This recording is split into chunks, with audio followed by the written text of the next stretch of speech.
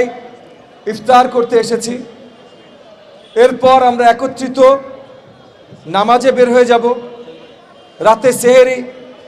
এই যে এই পুরো সিস্টেমটা আমাদেরকে, পুরো কমিউনিটিটাকে, পুরো সমাজকে একসাথে এক গাঁথে বেঁধে দেয়। তো সেইটার মর্যাদা ধরে রাখাটা গুরুত্বপূর্ণ। এই কথাটা কেন বলছি?